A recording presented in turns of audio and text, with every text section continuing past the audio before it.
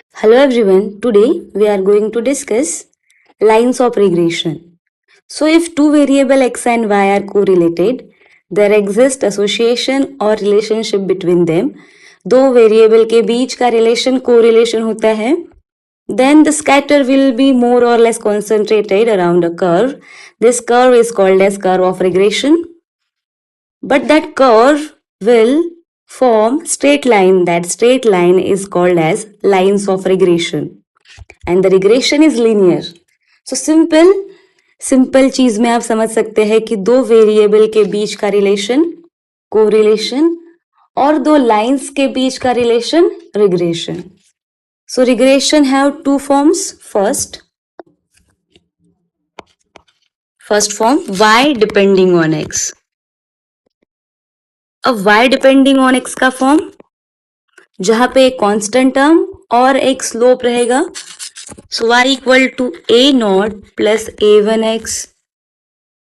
इसको बोलेंगे कि regression line y depending on x. दूसरा form x depending on y. Dependent और इंडिपेंडेंट वाला कॉन्सेप्ट मैंने आपको पहले ही समझाया है. So x equal to b nought plus b1y. Regression line x on y वाला फॉर्म. इसको इक्वेशन नंबर 1, इसको इक्वेशन नंबर 2 दे देते हैं. सो हम लोग क्या करेंगे, from equation number 1, equation number 1 implies summation of y equal to n a naught plus a1 summation of x. Then divide the equation by n. What we get? Summation of y by number of terms. n by n cancel. A naught plus a1 summation of x by n. Summation of y by n is mean of y. A naught plus a1 x bar. Equation number 3. Similarly, equation number 2 for x depending on y. Taking summation on both sides. Taking summation on both sides. What we get? Summation of x equal to nb naught plus b summation of b1 summation of y. Divide by number of terms. Divide by number of terms. What we get? Summation of x by number of terms. n by n cancel. B naught plus b1 summation of y by n. What is summation of x by n? Implies that x bar equal to b naught plus b1 y naught. y bar के form में y bar. Equation number 4. So after taking deviation कैसे लेंगे हम लोग? Original value minus its mean value, हमें deviation मिलेगा. So equation number 1 minus equation number 3 करेंगे. So equation number 1 minus equation number 3. Equation number 1 क्या था?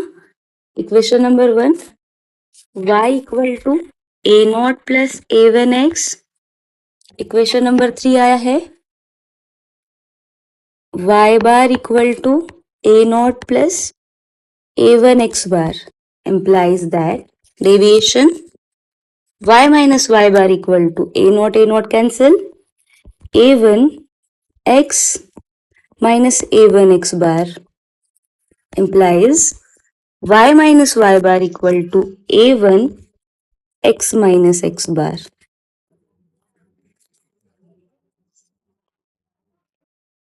जहां पे ये जो मिला है a1 is coefficient of regression हमने सॉल्व किसके लिए किया है? y डिपेंडिंग ऑन x के लिए, तो y ऑन x का form. So the equation is the equation to find line of regression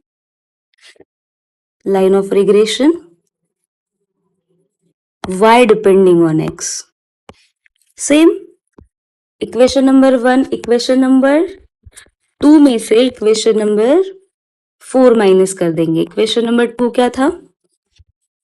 x equal to B nought plus b1y and 4 था x bar equal to B nought plus b1y bar implies that deviation x minus x bar equal to b naught cancel, b1 y minus b1 y bar implies x minus x bar equal to b1 y minus y bar. ये जो मिला है इसको equation number capital A, इसको equation number capital B. तो यहाँ पे क्या है? यहाँ पे b1 जो है coefficient of regression x on y, x depending on y, and this line, the equation of this equation is used to find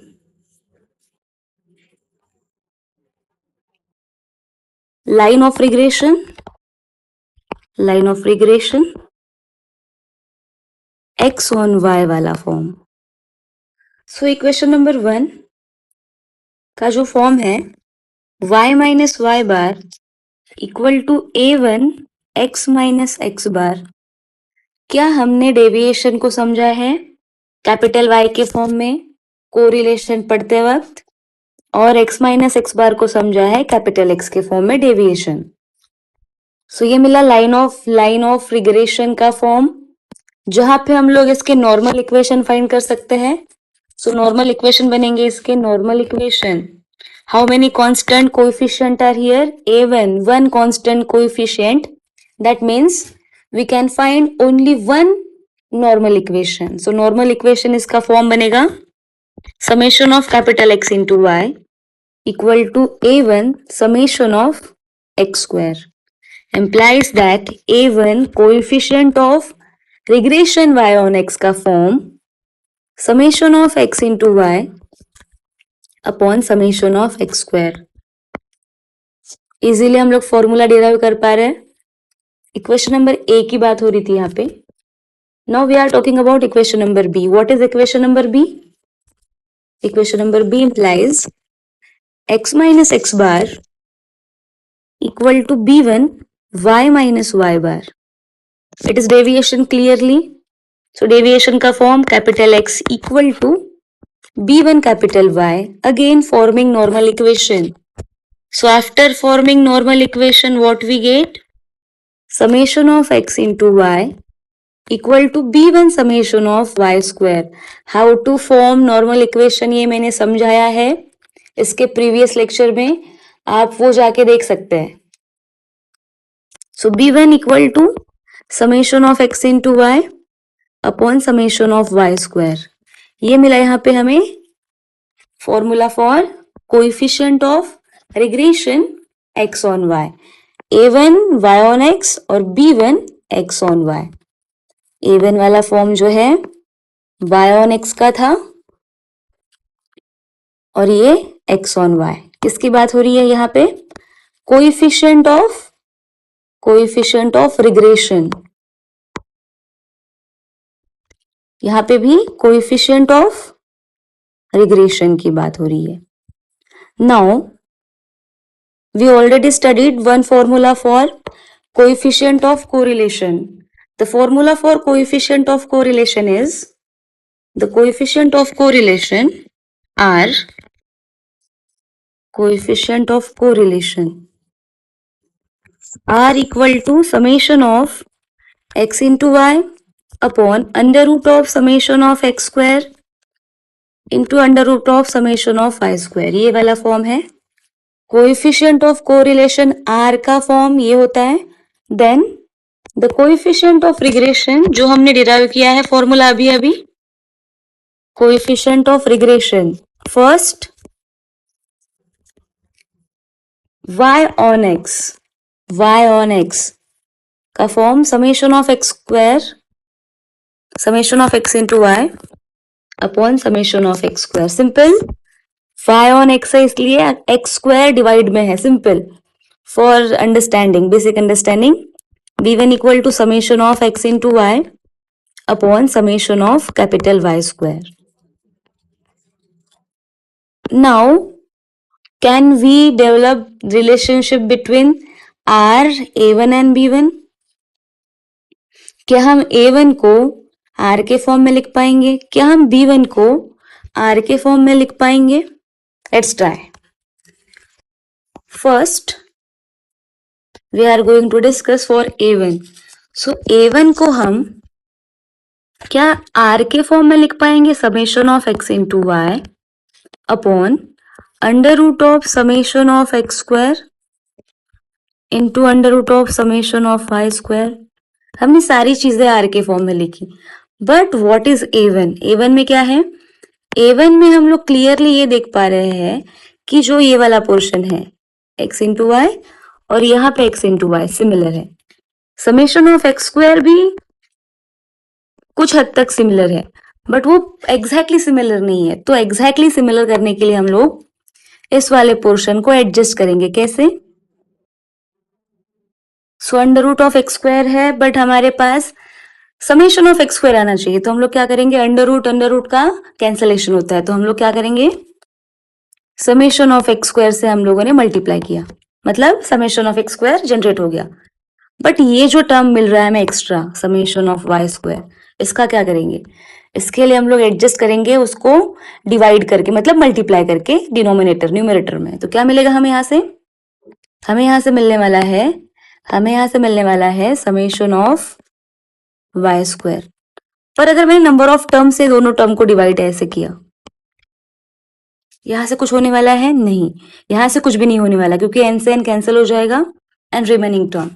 now ये जो पूरा A1 का फॉर्म है हमने इसको एज इट इज इस फॉर्म में बस एडजस्टमेंट से लिखा है।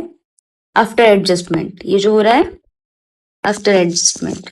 अब ऐसा एडजस्टमेंट क्यों किया है मैं समझाऊंगी आपको। यहाँ पे A1 equal to, now we can clearly see that, हम लोग क्लियरली क्या देख पा रहे हैं कि ये जो पोर्शन है यहाँ पे, ये जो पोर्शन है इतना वाला, इट्स नॉट वर्किंग, ये जो पोर्शन है इतना वाला ये पूरा R है, मतलब ये जो पोर्शन मिला हमें यहाँ पे ये R मिला।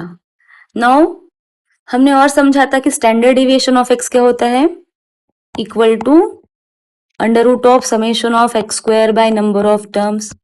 Standard deviation of y under root of summation of Y square by n। तो यहां से हमें क्या फॉर्म मिला? Standard deviation of y by standard deviation of x। So ये रिलेशन था coefficient of correlation and coefficient of regression y on x के बीच। तो सिमिलरली हम लोग B1 के लिए भी फॉर्म करने वाले हैं। So for B1 what is B1? B1 का फॉर्म मिला था हमें B1 equal to summation. B1 क्या है? B1 है कोएफिशिएंट किसका? Coefficient of regression x on y। फॉर्मूले लर्न कैसे करने हैं? x ऑन y है तो summation of x into Y, y वाला टर्म डिनोमिनेटर में रहेगा। देखिए यहाँ पे तो सेम हम लोग एडजस्टमेंट करेंगे। सो बाय एडजस्टमेंट यहाँ पे भी सेम क्या होने वाला है?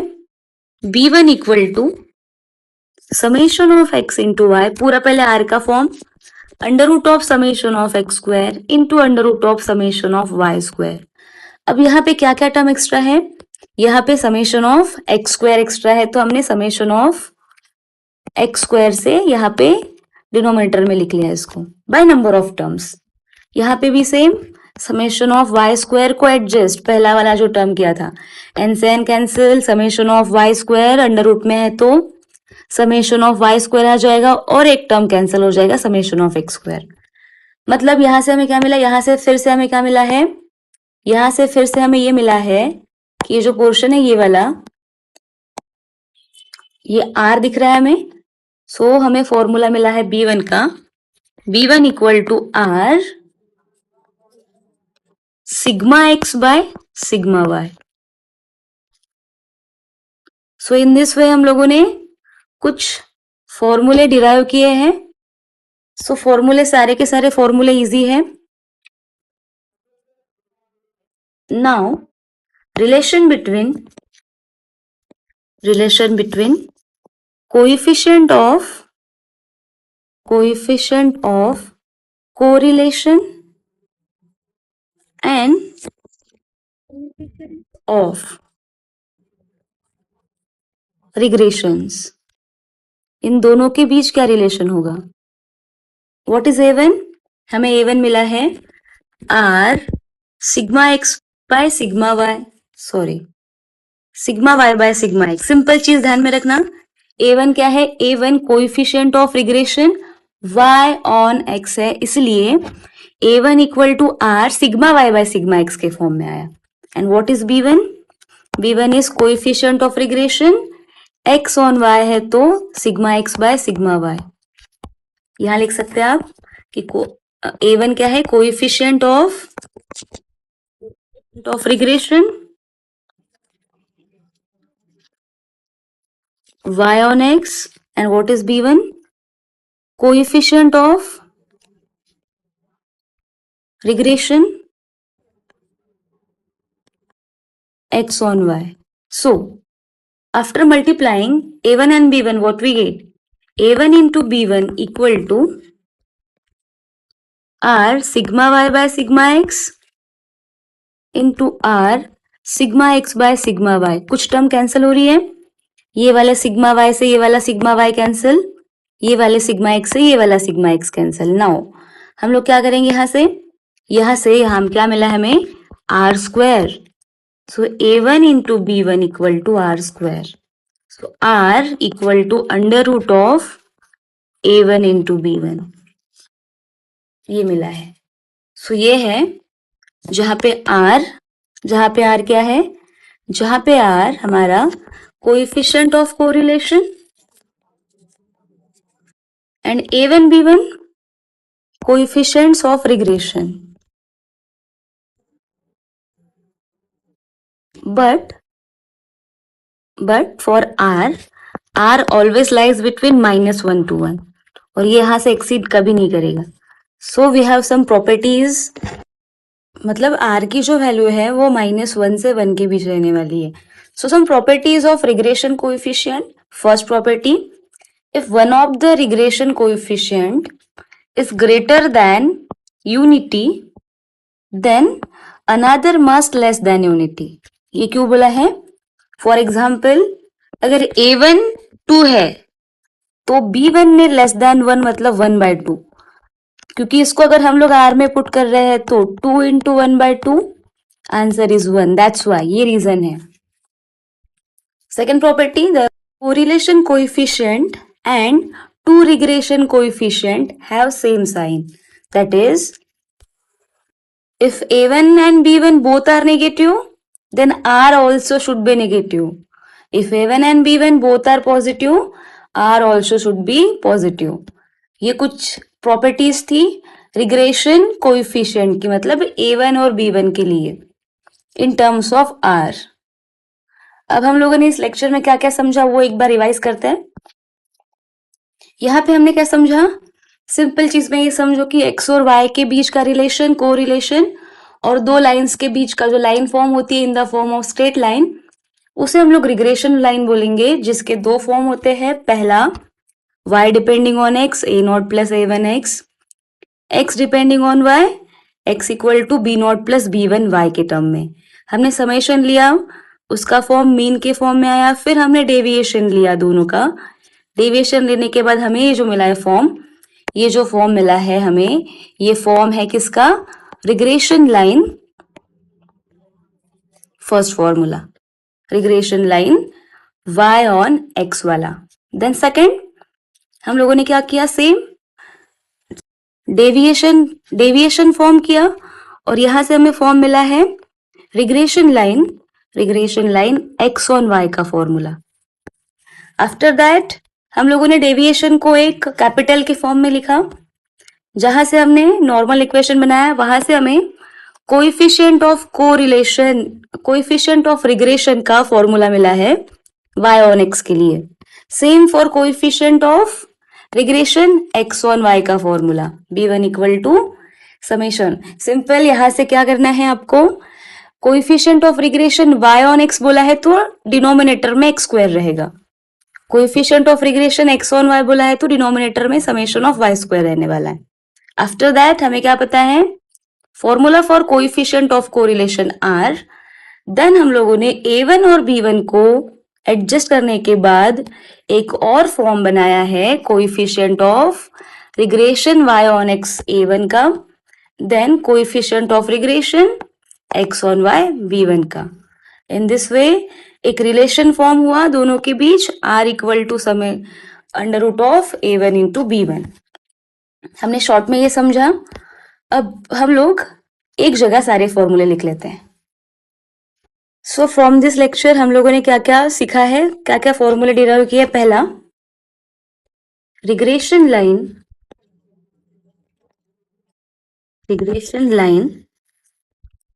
y ऑन x का form y minus y bar equal to a1 x minus x bar, जहां पे a1 का फॉर्मूला है, a1 के दो फॉर्मूले हैं, summation of x y on x है इसलिए डिनोमिनेटर में x स्क्वायर आएगा। दूसरा formula same, y on x है तो r sigma y by sigma x। Simple, ये चीज ध्यान में रखनी है। Second, regression line x on y का form x minus x bar equal to b1 y minus y bar, जहां पे यहां पे a1 क्या था? यहां पे a1 था कोएफिशिएंट ऑफ रिग्रेशन